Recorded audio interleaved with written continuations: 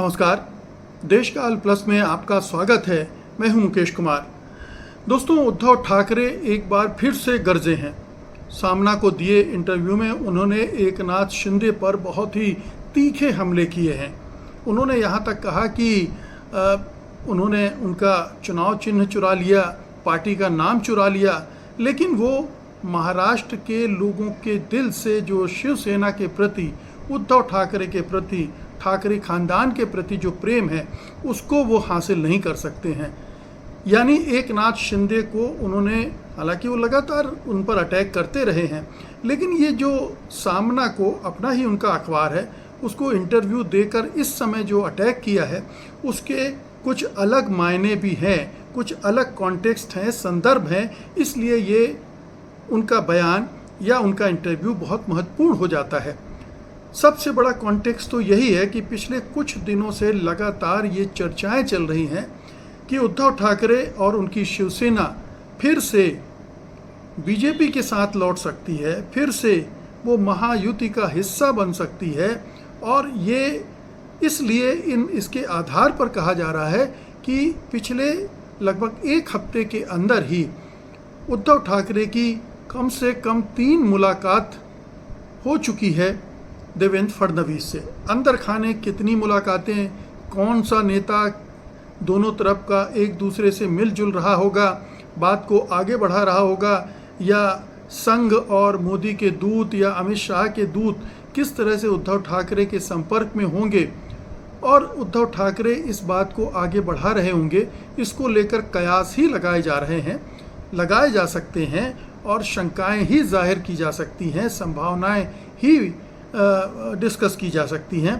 तो ये जो परिस्थितियां बनी हैं, उसमें एक तरह से ऐसा लग रहा है कि उद्धव ठाकरे संदिग्ध बन गए हैं महाविकास अघाड़ी के संदर्भ में, क्योंकि वो महाविकास अघाड़ी से ज़्यादा प्रेम देवेंद्र फडणवीस के प्रति दिखा रहे हैं। और एकनाथ शिंदे को टारगेट करना भी उसी का एक दूसरा पहलू है। यानी अगर बीजेपी के साथ उनके जाने की कोई बात हो रही होगी, कोई ऐसी सूरत बन रही होगी, तो उसमें एकनाथ शिंदे की भूमिका क्या होगी? फिर एकनाथ शिंदे का क्या होगा? क्या संघ, बीजेपी दोनों शिवसेना के फैक्शन को एकजुट करने की कोशिश में लगी हुई है कि दोनों को एक साथ लाकर अपने साथ जोड़ा जाए, या दो अलग अलग शिवसेनाएं बीजेपी के साथ तालमेल करेंगी? शायद उस स्थिति में उद्धव ठाकरे तैयार नहीं होंगे, क्योंकि वो दोयम दर्जे की स्थिति होगी। उनकी कुल 20 सीटें आई हैं और जो शिंदे हैं उनकी 56-57 सीटें हैं, 3 गुनी सीट ज़्यादा हैं। तो जाहिर है सरकार में हैं, उप मुख्यमंत्री हैं, उनका वर्चस्व ज़्यादा है और उन्होंने पिछले चुनाव में प्रूव किया है। हालांकि किस तरह से प्रूव किया हम सब जानते हैं, किस तरह का छल छद्म महाराष्ट्र के चुनाव में धोखाधड़ी धांधली हुई है, ये अब किसी से छुपी हुई बात नहीं है। लेकिन सच्चाई तो यही है कि उनके पास 3 गुने विधायक ज़्यादा हैं और ये महाराष्ट्र की असेंबली 2029 तक तो चलनी ही चलनी है। और ये अभी देवेंद्र फडणवीस ने उद्धव ठाकरे की तरफ इशारा करते हुए कहा भी था कि आप हमारे पास आ जाइए, 2029 तक आपके लिए कोई गुंजाइश नहीं है। और अगले 4 साढ़े 4 साल बहुत होते हैं किसी भी राजनीतिक दल के लिए। बियाबान में भटकने से पहले ही 2.5-3 साल हो चुके हैं और फिर अगले 4-5 साल। तो उद्धव ठाकरे को हो सकता है, लग रहा हो कि ये समय है कि वो वापस जाएं और बीजेपी से मिल जाएं, बशर्ते कोई सम्मानजनक फार्मूला उनके मन मुताबिक निकाला जाए और उसमें उनकी अहमियत एकनाथ शिंदे से ज़्यादा हो, एकनाथ शिंदे से कमतर ना हो। और अगर वो अटैक कर रहे हैं एकनाथ शिंदे पर, तो इसका एक मंतव्य, एक टारगेट, एक निशाना ये भी हो सकता है कि एकनाथ शिंदे को कितना डाउन किया जाए। ये भी ध्यान में रखना चाहिए कि एकनाथ शिंदे को जब से महाराष्ट्र का मुख्यमंत्री नहीं बनाया गया है, अचानक देवेंद्र फडणवीस को मुख्यमंत्री बना दिया गया था, तब से वो मुंह फुलाए घूम रहे हैं।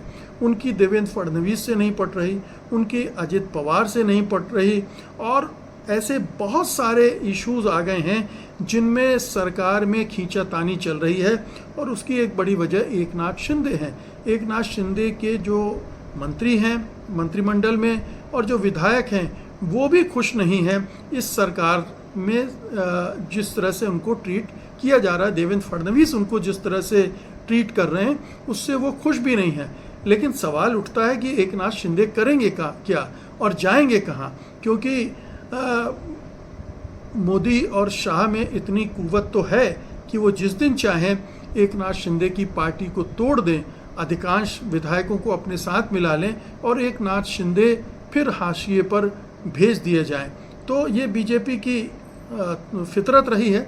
उसने अपने सहयोगी दलों को निगला है, खाया है, तोड़ा है, ये सब किया है अपनी राजनीति को साधने के लिए।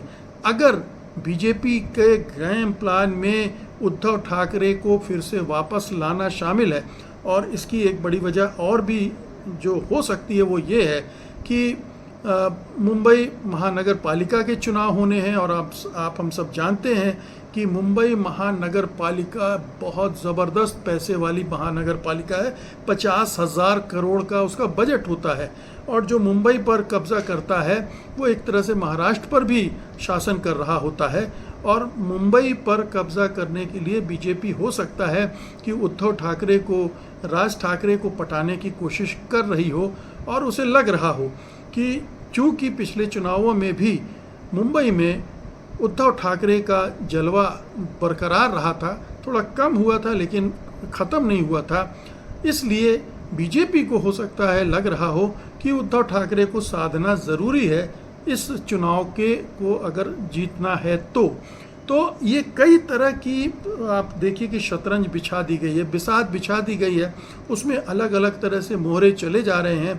और उसमें एकनाथ शिंदे का हो सकता है कि वध कर दिया जाए, उनको कत्ल कर दिया जाए, उनको दरकिनार कर दिया जाए, उनकी राजनीतिक हत्या कर दी जाए, या उनको मजबूर कर दिया जाए कि वो फिर से उद्धव ठाकरे से न केवल हाथ मिलाएं बल्कि उनके नीचे काम करें, उनके मातहत काम करें। ये बड़ी शर्मनाक स्थिति एकनाथ शिंदे के लिए हो सकती है, लेकिन राजनीतिक मजबूरियां कब किसको कहाँ ले जाएं और क्या करने के लिए मजबूर कर दें कोई नहीं जानता है।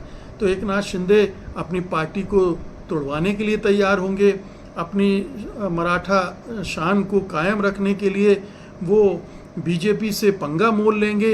ये तमाम चीज़ें हैं जो इनका अभी कोई जवाब नहीं मिल रहा है। लेकिन एक चीज़ साफ दिख रही है कि उद्धव ठाकरे और बीजेपी करीब आ रहे हैं। अब ये निकटता दिखाने की है या एक तरह की कोशिश हो रही है अभी बार्गेनिंग की दोनों पक्षों की तरफ से, कौन कितना हासिल कर सकता है। ख़ास तौर पर उद्धव ठाकरे चाहेंगे कि उनकी जो प्रतिष्ठा एक ठाकरे परिवार की वजह से है वो कायम रहे, और वो तभी कायम रहेगी जब एकनाथ शिंदे से वो दो बित्ता ऊपर रहें। और ये सुनिश्चित करना बीजेपी के लिए थोड़ा कठिन काम तो होगा, लेकिन कोई मुश्किल काम नहीं होगा। एकनाथ शिंदे के बहुत सारे ऐसे धंधे हैं जिनकी वजह से उनका हाथ कभी भी मरोड़ा जा सकता है, कभी भी उन्हें ब्लैकमेल किया जा सकता है, कभी भी ईडी सीबीआई की जांच के जरिए उन्हें और उनके साथियों को परेशान भी किया जा सकता है, जो बीजेपी का एक महामंत्र है, या कहना चाहिए कि ब्रह्मास्त्र है, उसका उपयोग करके वो ये काम कर सकती है। तो अब आने वाले कुछ दिनों में या कुछ हफ्तों में हमें महाराष्ट्र में कुछ नई उथल पुथल देखने को मिल सकती है, एक नए तरह का अलाइनमेंट देखने को मिल सकता है। और इस बीच में अगर शरद पवार का और अजित पवार के धड़े भी आपस में करीब आने लगे तो कोई हैरत की बात नहीं है। तो अब महाराष्ट्र की राजनीति पर ज़रा गौर करते रहिएगा। उद्धव ठाकरे की चालें किस तरह से चली जा रही हैं, उद्धव ठाकरे किस तरह से चल रहे हैं, बीजेपी किस तरह से उद्धव ठाकरे के करीब जा रही है और एकनाथ शिंदे को दरकिनार करती दिख रही है। बहुत बहुत शुक्रिया आपका, धन्यवाद, नमस्कार।